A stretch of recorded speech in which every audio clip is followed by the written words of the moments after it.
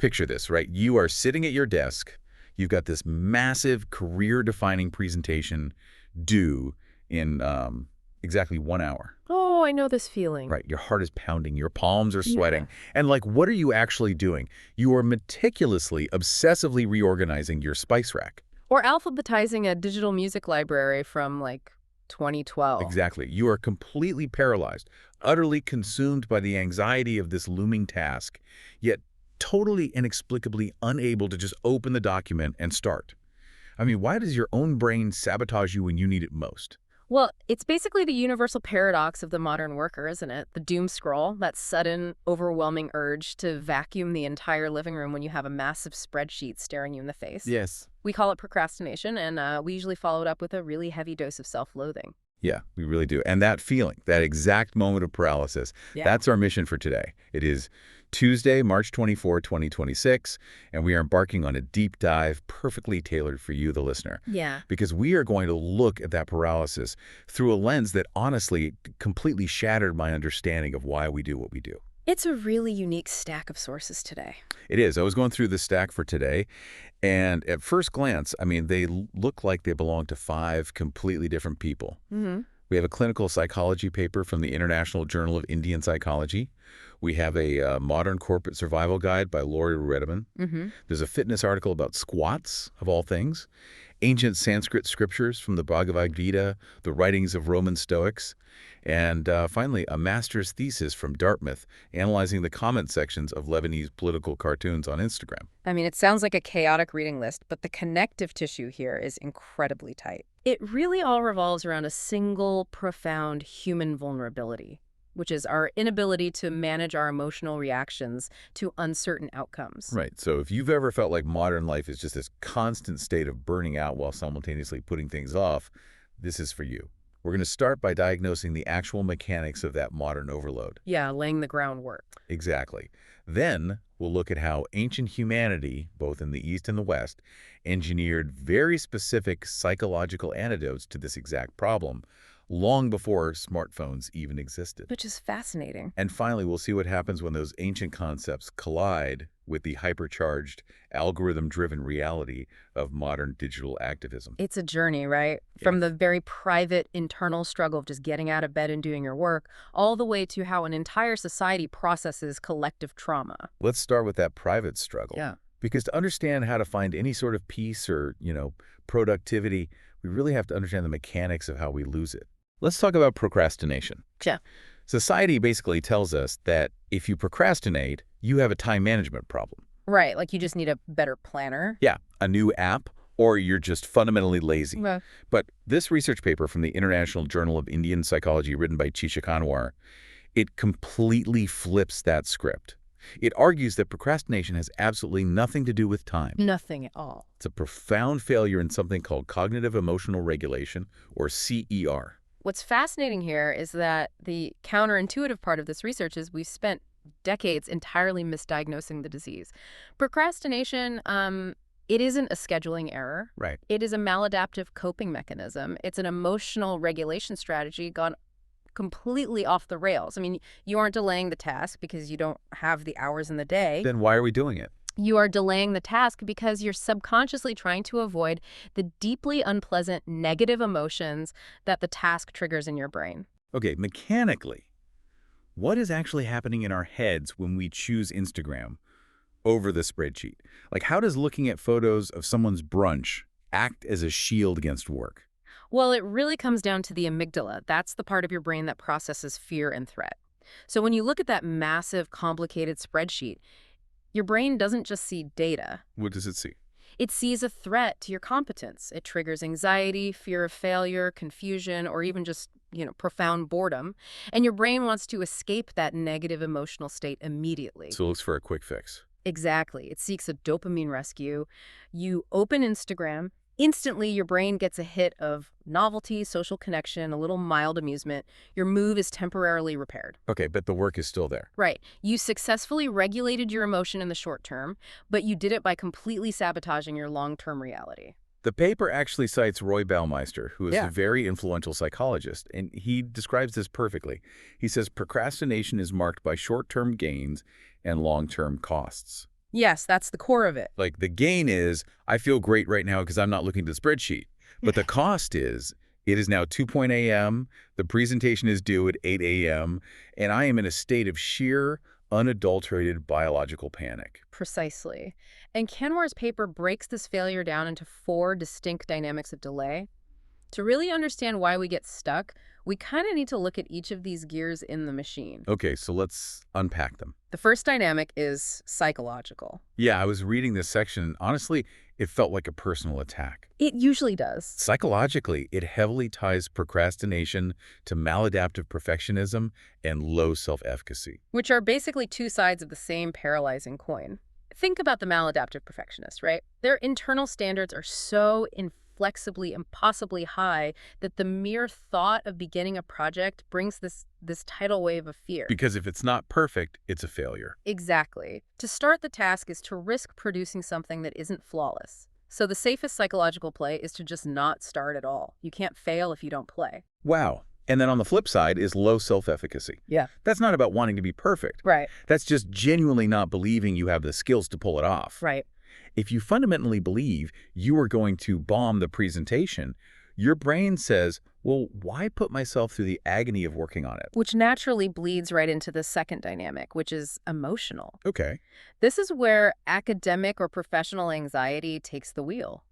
The researchers found that people who have difficulty moderating negative affect. Meaning, like, people who just easily spiral when they get stressed. Exactly. People who can't easily soothe themselves. They will instinctively use procrastination as a temporary emergency brake. But the cruelty of this dynamic is the vicious cycle it creates. Because the brake doesn't actually stop the car. Right. You brake to avoid the stress, but the looming deadline just creates a secondary, much larger wave of guilt and anxiety. Okay, so we have the psychological fear of not being good enough and the emotional inability to handle the stress of it. That brings us to the third dynamic, motivational.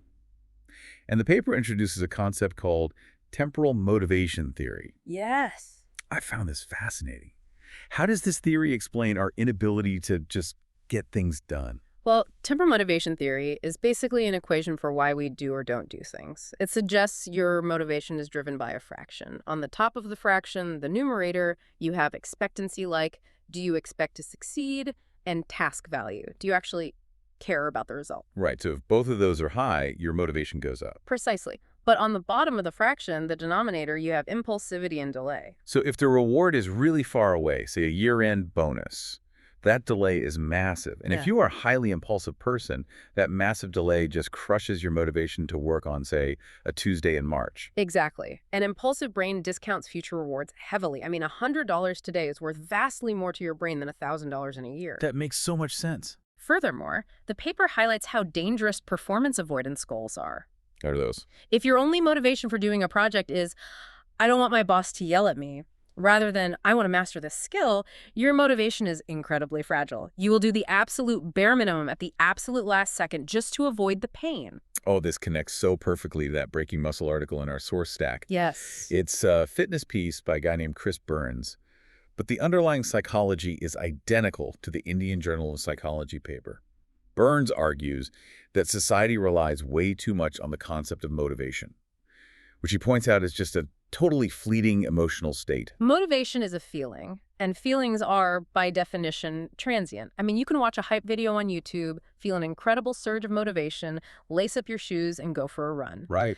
But 5 minutes in, your lungs start burning, it starts drizzling, and that feeling of motivation entirely vanishes. If motivation is your only engine, you stop running.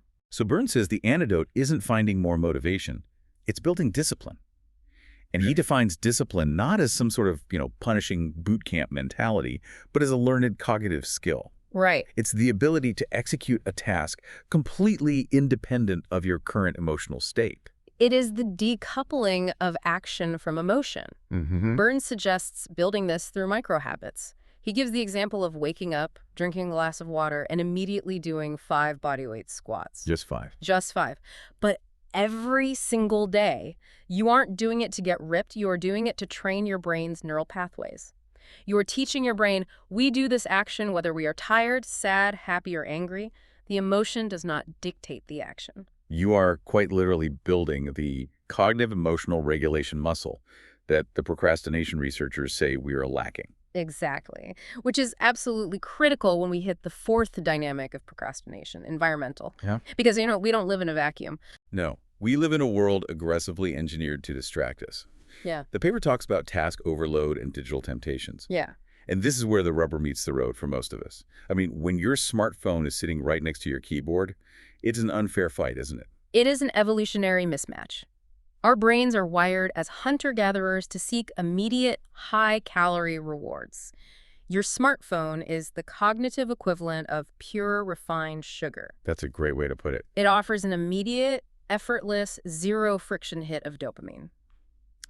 When you combine task overload, which is that paralyzing feeling that there are simply too many things on your to-do list, with a device that offers instant emotional relief, procrastination isn't just likely. It's basically guaranteed. It is almost a biological certainty, unless, of course, you have highly developed CER skills to override that instinct. And the study actually proved this out. They took a sample of young adults, aged 18 to 25, gave them standardized questionnaires, and found a statistically significant negative correlation between procrastination and cognitive emotional regulation. Basically, the worse you are at sitting with uncomfortable feelings, the more you put your life on hold. Right. And this brings us to the inevitable consequence. What happens when we take a population that is struggling with emotional regulation, struggling with digital distraction, and we drop them into the modern, always-on workplace? You get a systemic epidemic of burnout. Exactly. And that's exactly what Lori Reutemann unpacks in her Corporate Survival Guide. She focuses specifically on this era of remote and hybrid work. Yeah. Because we used to have physical boundaries, right? Who did? You left the office, you got in your car, you went home. Yeah. The physical separation created an emotional separation. But now, your office is your kitchen table. The laptop is always just sitting there staring at you. The boundary has completely evaporated. The environment has removed the natural friction that protected our personal time. Reutemann is highly critical of hustle culture. Yeah, she doesn't hold back. No, she doesn't. This is that pervasive Silicon Valley-style mentality that being on 24/7, answering Slack messages at midnight, and treating sleep deprivation as a competitive advantage is the only path to success. She argues that this isn't dedication. What is it? It's a fast track to severe anxiety, adrenal fatigue, and total burnout. So to combat this, she advocates for something she calls professional detachment. Now, when I first read this, I immediately bristled. I think a lot of people would. Why is that? Because we are trained to treat every single email, every single notification like a ticking time bomb. Right, right. So I'm thinking, if I purposely detach from my job, if I stop responding to my boss at 8 p.m., why don't I just get fired? Like, isn't professional detachment just a fancy corporate word for quiet quitting or apathy? It's a very natural fear, honestly. But Reutemann draws a vital distinction here. Professional detachment is absolutely not about doing a bad job, missing deadlines, or being apathetic. It is an emotional shielding strategy.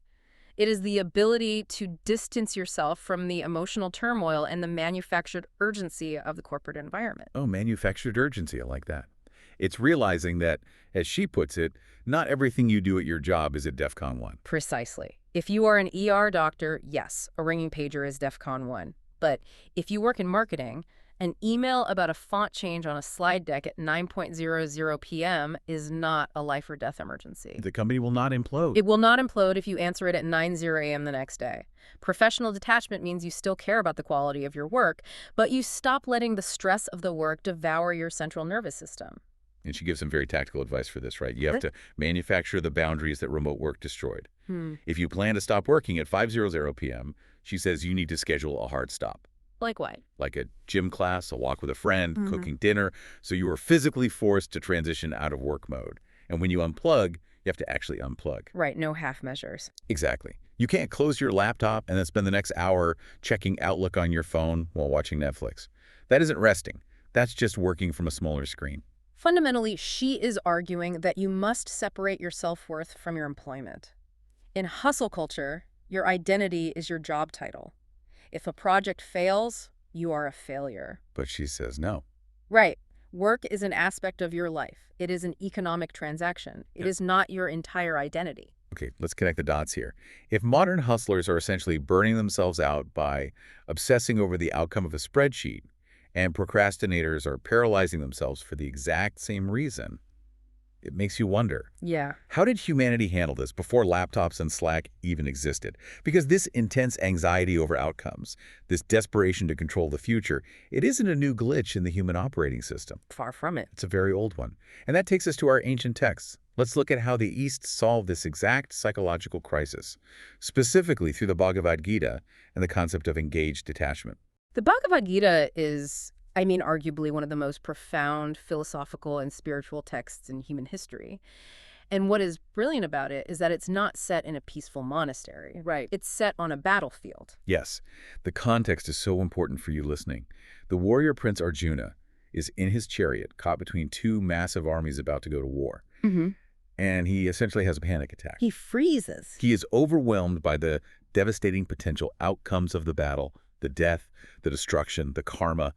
It is the ultimate life-or-death version of task paralysis. Mm-hmm. And his charioteer, who is the Lord Krishna, has to counsel him out of this paralysis. And Krishna's advice to Arjuna forms the core of the text, and it speaks directly to everything we just discussed about procrastination and burnout. I was looking through the notes you pulled on the Gita, and one specific line really stopped me in my tracks. So verse 2.47. Krishna tells Arjuna, "You have a right to perform your prescribed duty, but you are not entitled to the fruits of action. It's powerful. Never consider yourself the cause of the results, and never be attached to not doing your duty." I mean, that is a heavy, heavy concept to drop on someone. It is the absolute bedrock of their philosophy of action, known as karma yoga. Think back to our discussion on maladaptive professionism. Why do we freeze in front of the laptop? Because we're terrified of the result. Right, because our ego is obsessing over the fruit, the grade, the promotion, the validation from the boss, the fear of public failure. Krishna is stating a blunt reality. Yeah. You only have control over your effort. You have zero control over the outcome. Because the outcome relies on a million variables you don't control. Yeah. I mean, you can write the perfect script, but the client might be having a bad day and just hate it. Yeah. You can train perfectly for the race, but it might pour rain and you slip in the mud. Exactly. By deeply, actively relinquishing your claim to the results, by accepting that the fruit is not yours to possess, you free yourself from the exhausting, paralyzing cycle of expectation and disappointment. You just let it go. You are cutting the cord between your self-worth and the unpredictable external world. It's the ultimate cure for outcome anxiety. Like, if you truly internalize that you are not entitled to the result, you can just focus entirely on doing the work to the absolute best of your ability. Right. You study for the exam, you give it everything, but your identity isn't destroyed if the grade comes back a B instead of an A. Mm-hmm. You launch the startup, you put in the hours, but your fundamental piece isn't tied to whether it becomes a billion-dollar unicorn. And Krishna is very careful to add that crucial second clause. Never be attached to not doing your duty, because the trap here is nihilism. Right, the nothing matters, so I'm just going to play video games all day trap. Yes. The Gita is not providing an excuse for laziness or apathy. It demands complete, rigorous, dedicated action. You must fight the battle. You must do the spreadsheet. But you must do it without the emotional dependency on what happens next. Okay. In the very next verse, 2.48, Krishna redefines a word we use all the time today. He redefines what yoga actually means. Because we think of yoga as physical stretching, wearing Lululemon, sweating in a studio. But the Gita defines it as equanimity in action. Equanimity. Inner balance. Imagine your mind is a small boat on the ocean. If you are attached to outcomes, success is a massive gust of wind that inflates your ego, and failure is a wave that crushes your spirit. You're just tossed around. You are constantly seasick, thrown around by the emotional roller coaster of daily life. Equanimity means you become a deeply skilled sailor. You still experience the waves, you acknowledge wins, and you analyze your losses, but your inner stability, your core peace, remains untouched. You stop letting external weather dictate your internal climate. The Gita uses some stunning visual metaphors to help the reader grasp this too. Look at verse 2.72, the ocean of tranquility. Oh, that's a beautiful one. The imagery here describes rivers constantly, endlessly flowing into the ocean. The rivers represent human desires, the desire for money, for comfort, for social status, for a better car. Now, the ocean doesn't overflow when the rivers surge in the spring, and it doesn't dry up when the rivers slow down in the summer. Right, it just remains. It just remains massive still, accommodating the flow without changing its nature. It's a powerful psychological model. If we act like small pawns, a single new desire, say seeing a neighbor's new car or getting a negative comment on social media, will overflow our banks and flood our peace. We just react instantly. We become instantly restless and reactive. But the Gita suggests we don't need to brutally suppress our desires. Suppression often just leads to more neurosis. Instead, we have to expand our consciousness to be like the ocean. It's like when I open Twitter or Instagram. The algorithm is literally designed to flood me with desires. Desires to buy things, desires to argue with strangers, desires to feel outrage. The Gita is saying, acknowledge the notification. Let the river flow in. You feel the desire to argue, but don't let it disturb your fundamental stillness. You don't have to reply. You can observe the desire without becoming a slave to it. That's a great modern application. And then there's the lotus leaf principle in verse 5.10, which provides a roadmap for how to physically exist in a stressful world. I love this one. A lotus flower grows in muddy, stagnant, often dirty water, but its leaves have a unique biological coating. Water droplets and the mud within them just roll right off, leaving absolutely no trace. Wow. The leaf is literally submerged in the mud, but it remains completely unstained. It's like wearing noise-canceling headphones in a chaotic, screaming coffee shop. You are physically in the chaos. You can see people arguing. You can see the espresso machine breaking, but the noise isn't penetrating your personal workspace. You are in it, but not of it. It is the perfect metaphor for surviving a toxic workplace or, navigating a highly dysfunctional family gathering. You have to engage with imperfect, sometimes deeply negative people and conditions. You can't just run away to a cave. Right. But engaged attachment is your protective coating. It allows you to be fully present, fully active, and fully empathetic without absorbing the toxicity into your own central nervous system. You can help a stressed out colleague solve a problem without taking their panic into your own body. Okay, hang on, though. I want to challenge this, because this is where the philosophy always bumps up against my reality. Sure. If I am practicing this engaged detachment, if I am trying to be the lotus leaf and I'm detaching from the results of everything I do, don't I just become a cold, uncaring robot? The fair question. Especially when it comes to my family. If I'm detached from the outcomes of my kids' lives or I'm detached from my spouse's feelings, isn't that just a terrible sociopathic way to live? It's the most common and understandable critique of Eastern philosophy from a Western perspective. But the text anticipates this and addresses it directly in verses 12.13 and 13.9. Compassionate detachment is not about not loving. It is about loving without possessiveness. Love without possessiveness. Okay, unpack that for me. Think about relationships where people are deeply, intensely attached. How does that attachment usually manifest? It often manifests as emotional dependency, jealousy, fear of loss, and a deep need for control. That makes sense. Consider a parent who lives entirely vicariously through their child's athletic or academic achievements. They're incredibly attached. But that attachment often harms the child because the parent's ego is completely entangled in the child's outcome. The child feels suffocated. Oh, wow. So if the kid fails a math test, the attached parent loses their mind because the parent feels like they failed. Exactly. The Gita teaches that true detachment actually creates the necessary psychological space for genuine, healthy care. When you do not view your spouse or your child as yours to control, when your own inner peace isn't desperately dependent on them behaving exactly how you want them to, you can finally love them for exactly who they are, flaws and all. So ironically, detachment actually makes you a better friend, a better parent, a better partner. Because your kindness is no longer transactional. Right. You aren't being nice just to extract a specific emotional reaction or validation from them. You are just being kind because it is your duty, without demanding the fruit of their gratitude. Precisely. You still experience the immense joy and the deep sorrow of human life, but neither defines your core identity. The Gita explains this through the concept of the gunas, or the three modes of material nature. What are those? Sattva, which is goodness, clarity, and light. Rajas, which is passion, movement, and restlessness. And tamas, which is ignorance, heaviness, and lethargy. And these three modes are constantly fighting for control in our head, right? Yeah. One day you wake up feeling like a genius, which is sattva. The next day you are frantically anxious about a deadline, that's rajas. Yeah. And the day after that, you just want to eat junk food and watch TV, which is tamas. Yes, they constantly fluctuate based on our biology, our environment, our diet. Detachment means observing these states, saying to yourself, my mind is currently heavily influenced by tamas today. I'm feeling very lethargic, without identifying with the state. Oh, I see. You don't say, I am a lazy, worthless person. You say, lethargy is passing through my mind. Mm. You watch the modes pass like clouds. You are the sky, not the weather. You are the sky, not the weather. That is incredibly freeing. Okay, so that is the ancient Eastern approach to emotional regulation.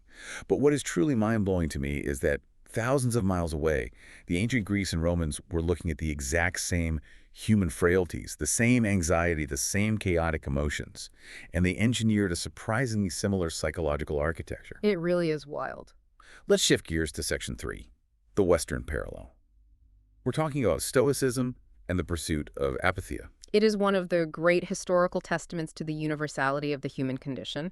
Separated by geography and culture, these great thinkers arrived at nearly identical conclusions about how to cure human suffering. But the linguistics here can be a massive trap. We really have to define our terms very carefully. The core Stoic concept we are looking at is amathia, spelled A-P-A-T-H-E-I-A. If you look at that word, it looks exactly like the modern English word apathy. Hmm. But they are worlds apart, aren't they? They are completely different, and that linguistic drift causes a tremendous amount of modern confusion about what Stoicism actually is. Yeah, I bet. Today, if you describe a teenager as having apathy toward their schoolwork, you mean they are lazy, sluggish, indifferent, they just don't care. It's a negative trait. But in ancient Greek philosophy, apatheia was the highest possible achievement of the human mind. Really? It translates literally to being without passion or without suffering. It was the ultimate state of equanimity for the Stoic sage, a state where your rational mind is completely undisturbed by disruptive passions. And we need to clarify passions, too, because today, being passionate is a good thing. Like, find your passion. Be a passionate worker. Right. But to the Stoics, a passion wasn't a fun hobby. A passion was an unruly, irrational emotion that hijacked your logic. It was blinding rage or paralyzing fear or obsessive lust. Exactly. The philosophical debate at the time was about how to handle these emotions. Before the Stoics really took hold, Aristotle argued for a concept called metriopathia.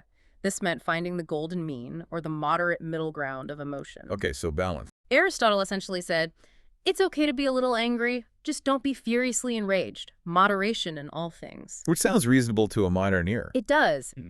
But the early Stoics, like Zeno of Citium, and later the great Roman Stoics like Seneca and Epictetus, completely disagreed.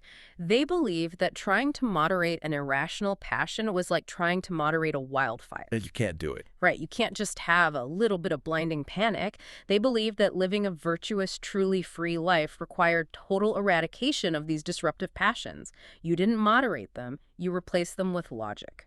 And if we connect this back to Laurie Ruettiman's modern corporate advice on professional detachment, the Stoics were essentially the inventors of it. They were. They realized that the root cause of our panic is our egotistical reaction to external events. Because objectively, you cannot control the external world. You cannot control the Roman emperor, you cannot control the weather, you cannot control if your ship sinks, and today, you can't control the stock market or your boss's mood. You can only control your own will, your own judgments, and your own reactions. The Roman statesman and philosopher Seneca captures the precise mechanics of this in his epistles. It is essentially ancient cognitive behavioral therapy. Seneca writes, "Pain is slight if opinion has added nothing to it. It is according to opinion that we suffer." Opinion has added nothing to it, meaning the event itself is totally neutral. The suffering only begins when we tell ourselves a story about the event. Exactly. Let's use a modern example. You receive an email that you did not get the promotion you applied for. That is an objective, neutral fact of the universe. The role was filled by someone else. That fact might cause a slight momentary sting. Sure. But your opinion, your judgment is what generates the crushing passion. Your brain starts spinning, I'm a failure, my career is over, my colleagues are laughing at me, I'll never be successful. That narrative is the passion that destroys your peace. So true. The Stoic practice of apatheia is learning to intercept that narrative and strip the event down to its bare objective facts. So achieving apatheia isn't about becoming an unfeeling stone or a robot. It's about clearing the smoke of anxiety so you can actually see reality. Exactly. The ancient texts are very clear on this. A Stoic who successfully performs correct, rational judgments doesn't feel nothing. They experience eudaimonia, which is a deep, flourishing, profound contentment with life. Eudaimonia. Okay. And they experience eudapathia, which translates to good feelings or healthy passions.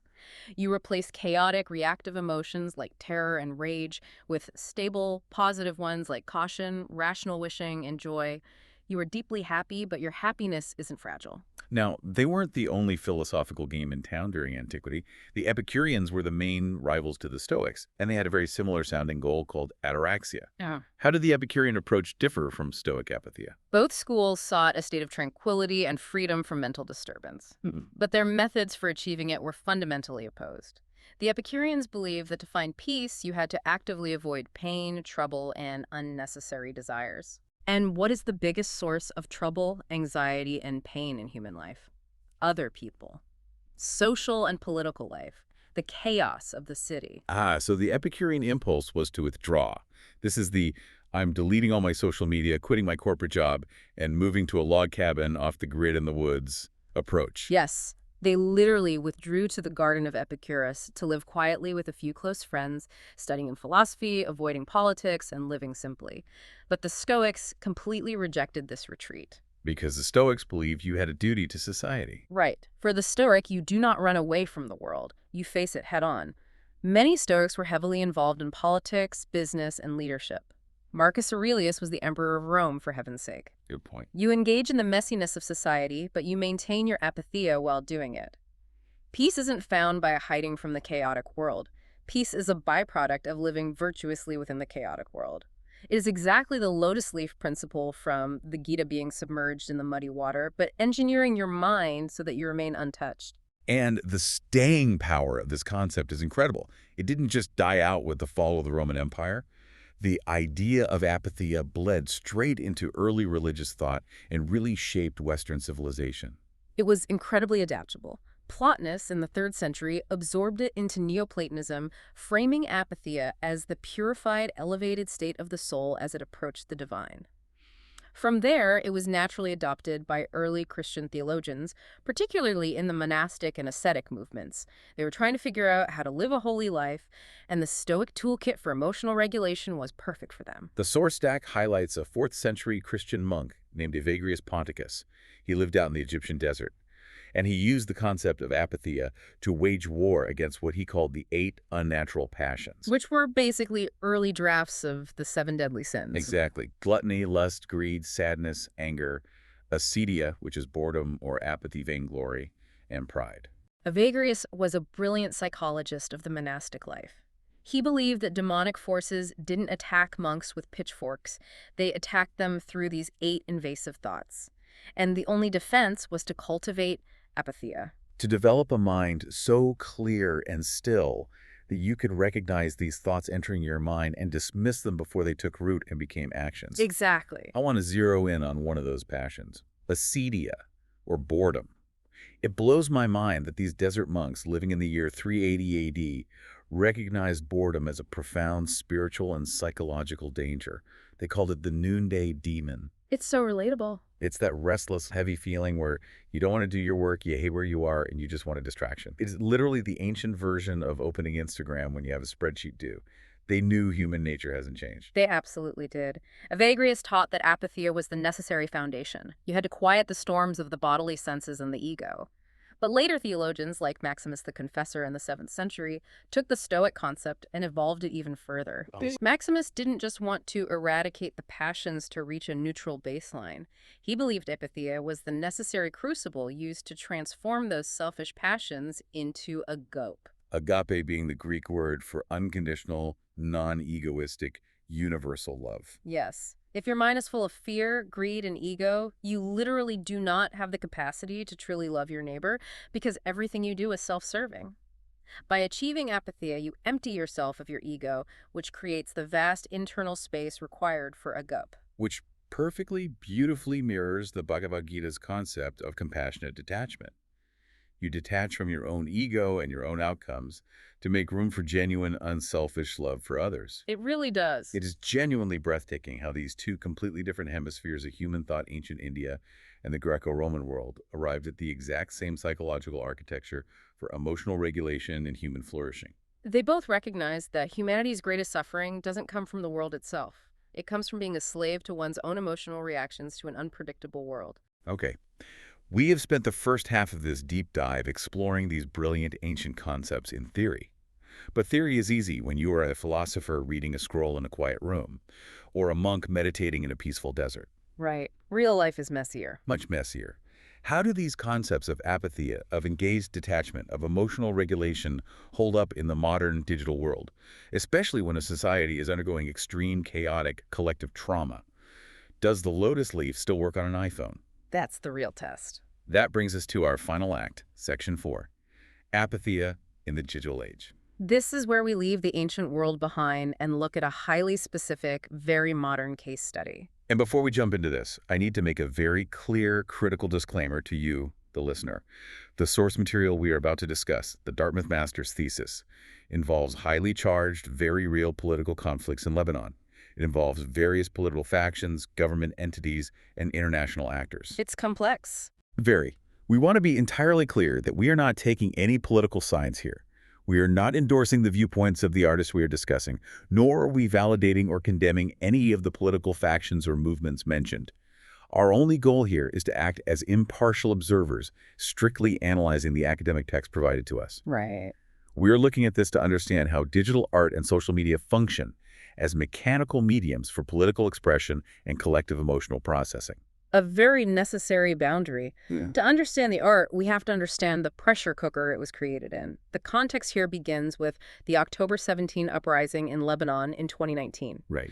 This was a period of massive cross-sectarian protests where citizens took to the streets demanding a complete overhaul of the political system due to severe economic collapse, rampant corruption, and entrenched sectarianism. And following that, the horrific, traumatic Beirut port explosion on August 4, 2020, which devastated the capital. The Dartmouth thesis, written by Tala Mazzoub, focuses on an artist named Bernard Haig, who goes by the moniker at Thardafbou on Instagram. He is a Lebanese political cartoonist who uses very simple black and white stick figure style cartoons to critique the political establishment during these crises. And Mazzoub's thesis argues something fascinating. She argues that his Instagram page functions as a modern, digital form of apathia for the Lebanese people.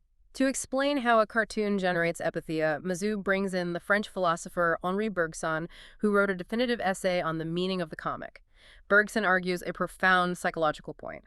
Laughter has no greater foe than emotion. Laughter has no greater foe than emotion. That sounds like a paradox. We think of laughing as an emotional release. It is a release, but think about the setup required for a joke. Yeah. If you are deeply, overwhelmingly emotionally invested in a tragedy, if you are weeping in despair, you cannot laugh at it. To laugh at something tragic or absurd, Bergson argues, requires a momentary anesthesia of the heart. It requires the audience to step back, emotionally detach from the raw trauma of the moment, and view the situation as a disinterested, logical spectator. You have to temporarily mute your empathy to appreciate the absurdity. So to be able to laugh at the systemic failures in Lebanon, the collapsing economy, the lack of electricity, even the grim aftermath of the port blast, the Lebanese citizens have to assume a temporary state of stoic apathia. Exactly. The cartoon provides that safe, detached space. It acts as an emotional regulator. It allows them to step out of the raw, paralyzing despair of their daily reality and experience what the thesis calls a painful chuckle. It is the essence of the tragicomic. By rendering the politicians and the systemic failures as ridiculous, simple cartoons, the art creates a vital psychological distance. It's a collective coping mechanism. But what makes Mazzoub's thesis so compelling is how she breaks down the specific visual mechanics of how the artist achieves this effect. And to do that, we bring in Scott McCloud. Anyone who loves comic books knows Scott McCloud. He wrote the absolute Bible on the subject called Understanding Comics. And McCloud focuses heavily on a concept called the gutter. Yes. Now, the gutter is literally just the blank, empty white space between two drawn panels in a comic strip. It seems like nothing, it's just formatting. But McCloud argues it is actually where all the cognitive magic happens. It's brilliant. The gutter forces the audience to actively participate in the creation of the narrative. McCloud calls this psychological process closure. Let's use a non-political example to explain closure first. Imagine a two-panel comic strip. Panel 1. A baseball player is swinging a bat with all his might. Panel 2. A baseball is flying over a fence into the bleachers. The artist never actually drew the bat hitting the ball. Right. The impact, the sound, the connection, all of that happened in the blank white gutter between the panels. Exactly. The artist provides two fractured pieces of time, and your brain provides the closure. Your human imagination takes those two separate images, bridges the gap, and mentally constructs the continuous reality of the home run. You, the reader, become a silent collaborator with the artist. Now let's apply that cognitive mechanic to a very dark, real-world case study from the thesis. On February 4th, 2021, an outspoken Lebanese activist and critic named Lokman Slim was found assassinated in his car. It was a deeply traumatic event for the activist community. The Art of Boo posted a 3-panel comic on Instagram to process this. Panel 1, a simple, faceless stick figure with an empty, blank speech bubble above its head. Panel 2, the stick figure is completely gone, replaced by a sudden, jagged, violent splash of red blood, but the empty speech bubble is still lingering there. Panel 3, the blood is gone, just the empty speech bubble remains. Nothing else. It is a remarkably stark, brutal piece of minimalism, but look at what happens in the gutter between panel 1 and panel 2. The artist does not draw a killer. The artist does not draw a gun or an explosion or a political faction. The actual murder happens in the invisible blank space between the panels. Which means, based on McLeod's theory of closure, the audience is the one mentally committing the assassination in their own minds.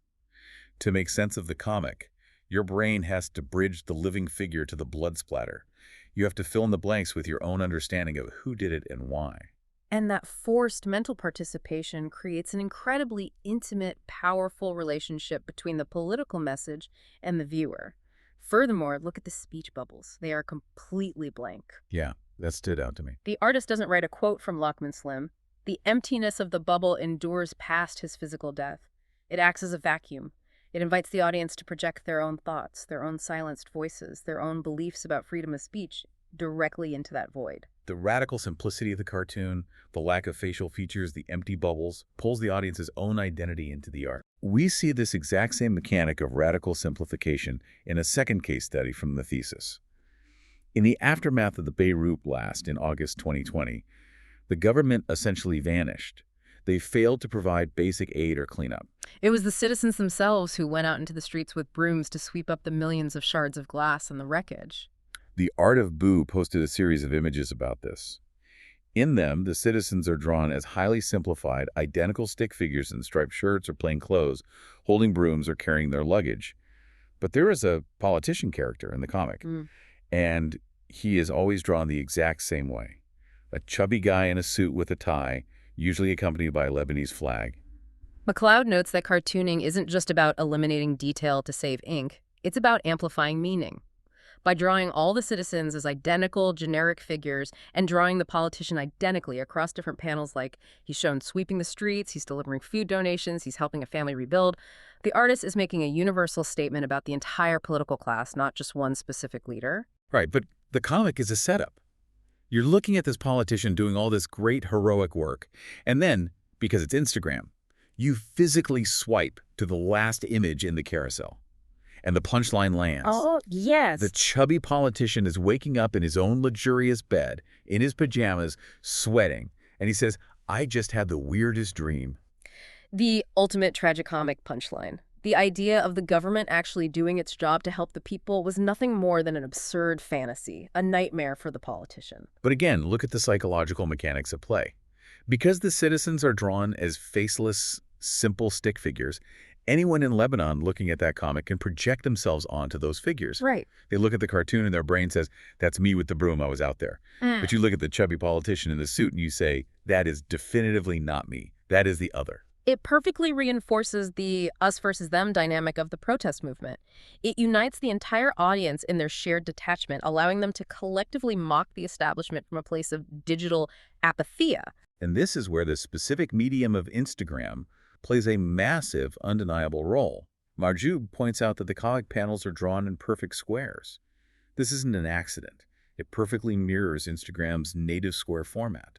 Even the physical act of swiping your thumb across the screen to reveal the next panel fractures time and requires the viewer's physical participation to connect the narrative. The art is flawlessly adapted to its digital ecosystem. This is where the story takes a sharp turn, because up until now, the artist's superpower has been ambiguity. He relies on nameless stick figures, empty speech bubbles, and broad generalizations about the politicians. Right, he casts a wide net. That ambiguity creates a massive tent.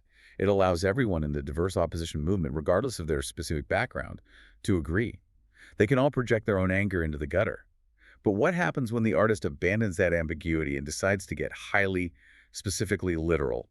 This is the critical fracture point in the thesis. This is where the unified concept of digital apathy completely shatters. Let's look at case study 3, Yeah. June 2020. The Art of Boo posts a single-panel comic. There are no swipeable panels, no gutters here. A doctor is holding a clipboard, standing next to a hospital bed. Lying in the bed, resting its head on a pillow, is the literal geographic map of Lebanon. Okay. The doctor looks at the map and says, "I'm afraid you have Hezbollah." In the French version of the post, the doctor says, "You have contracted the Hezbollah virus." Now, for context, Hezbollah is a highly specific, very powerful, heavily armed political and military group in Lebanon backed by Iran. By explicitly naming them and comparing them to a lethal virus during the height of the global COVID-19 pandemic, no less, the artist has fundamentally changed the rules of engagement with his audience. Hang on, though. I want to look at this from a different angle. Weren't we just praising the artist for critiquing the government? If he is explicitly naming a specific powerful group now, instead of hiding behind vague generalizations, doesn't that make the critique more powerful? Isn't that braver? It's certainly more direct, but it changes the function of the text. To understand why the audience fractured, we have to look at literary theorist Stanley Fish and his concept of interpretive communities. How's that? Fish argues a fascinating point. A text doesn't actually have inherent meaning sitting inside it waiting to be found. Meaning is actively created by the community reading it, based on their shared cultural backgrounds, their histories, and their interpretive strategies. Okay, let me make sure I grasp this. So if I send a text message that says, "Wow, great job," to my best friend after he trips and falls, he reads it as hilarious sarcasm because of our shared history. Exactly. But if I send that exact same text, "Wow, great job," to my boss after she finishes a presentation, she reads it as genuine professional praise. The text didn't change. The interpretive community reading it changed the meaning. Exactly. And when the art of Boo relied on the blank ambiguity of the gutter, a massive, diverse group of people could form a single interpretive community. They could all find common ground in their shared frustration with a vague, nameless system. But by explicitly naming Hezbollah, The artist leaves the ambiguous realm of art, which invites projection, and enters the concrete realm of declarative speech. The vacuum vanishes. There is nothing left for the audience to interpret. They are simply being handed a political statement. and the Dartmouth thesis details exactly how this played out.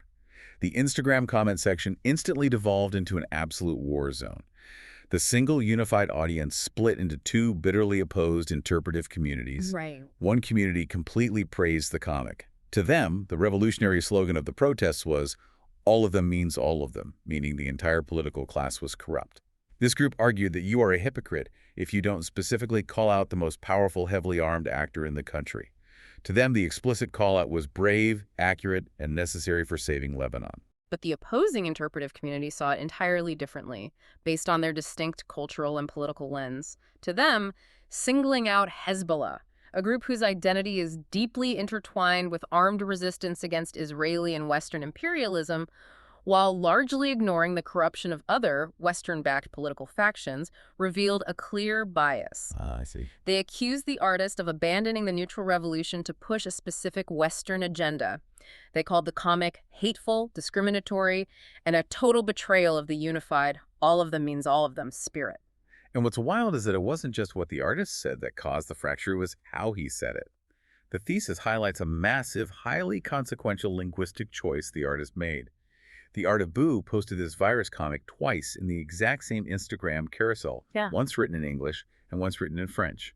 A choice that carries immense historical and cultural weight in that region. Arabic is the official language of Lebanon. It is the language of the streets, the language of the masses. French is the legacy language of historical colonial rule, often associated with the elite or specific sectarian demographics. And English is the modern language of global commerce and Western influence. So by actively choosing not to publish the comic in Arabic, the artist implicitly alienates a massive faction of the local Arabic-speaking population. The medium itself becomes exclusionary. Yes. The thesis author notes a chilling detail. The commenters fiercely defending the comic were overwhelmingly writing in French or English. They were intentionally distancing themselves from the Arabic-speaking supporters of the political party, often using elitist language, calling them illiterate or brainwashed. The language choice created an immediate class divide. It is the ultimate real-world demonstration of Marshall McLuhan's famous axiom. The medium is the message. We often think the content is all that matters. But McLuhan argued that the medium you choose, the language, the platform, the UI of the app, dictates the scale, form, and nature of human association. Wow. The digital medium didn't just passively broadcast a cartoon.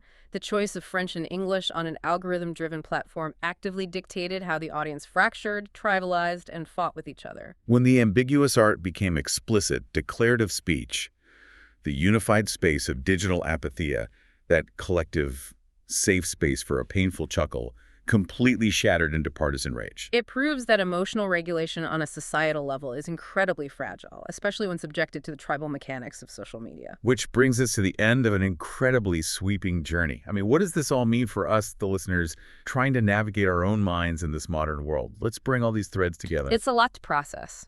It is. We started by looking in the mirror at our own personal struggles with procrastination and burnout. We learned from modern psychology that these aren't time management issues. They are fundamental failures in cognitive emotional regulation. We are paralyzed by the fear of outcomes, and we use cheap digital dopamine to run away from our discomfort. Then we look to the profound wisdom of the ancients. The Bhagavad Gita taught us the necessity of engaged detachment learning to focus entirely on the perfection of our duty without allowing our ego to become possessed by the fruits of our action. Right. We learned from the Stoic masters about apatheia, the vital practice of intercepting our toxic narratives and eradicating our reactive passions to find true, unshakable equanimity in a chaotic world. And finally, we saw those ancient dynamics stress-tested on a societal level in the digital age. We saw how a Lebanese cartoonist used the ambiguous, simplistic mechanics of Instagram comics, relying on the cognitive power of the gutter to create a fleeting space of digital apatheia. A space where traumatized citizens could emotionally distance themselves from collective tragedy and laugh at the absurdity of their situation. But we also saw how quickly that sanctuary shatters when ambiguity is replaced by explicit, divisive speech dictated by the very medium it's published on. It serves as a powerful reminder that while our tools and mediums change, from ancient Sanskrit scrolls on a battlefield to desert monasteries to swiping on Instagram carousels, the fundamental human struggle remains exactly the same. We're all just trying to regulate our emotions, quiet our passions, and maintain our inner peace in a world we cannot control. Which brings us to a final provocative thought to leave you with as you go about your day. Think about the profound paradox we find ourselves in today. Thousands of years of ancient wisdom tells us that true peace, true human flourishing comes from apatheia. It comes from observing our desires like an ocean, from letting the mud roll off us like a lotus leaf, and actively detaching our ego from external outcomes. Yet, the modern digital platforms we spend half our waking lives on, like Instagram, Twitter, TikTok, are explicitly mathematically engineered by algorithms to do the exact opposite. They are designed to elicit constant, passionate, visceral emotional reactions from us. They demand that we care, that we outrage, that we desire, that we attach our identity to our profile. Exactly. They monetize our lack of apathy. Yes. So the puzzle to mull over is this. Is achieving true mental freedom fundamentally incompatible with participating in the modern digital public square? Can you ever truly be a stoic while holding a smartphone? Can you be a lotus leaf while scrolling through a feed designed to throw mud at you? It's a question we all have to answer for ourselves the next time we are staring at a deadline, feeling the anxiety rise, and instinctively reach for our phones. Thank you for joining us on this deep dive. We hope it gave you some clarity, some peace, and some tools to face whatever spreadsheet is waiting for you. Keep questioning, keep exploring, and we'll see you next time.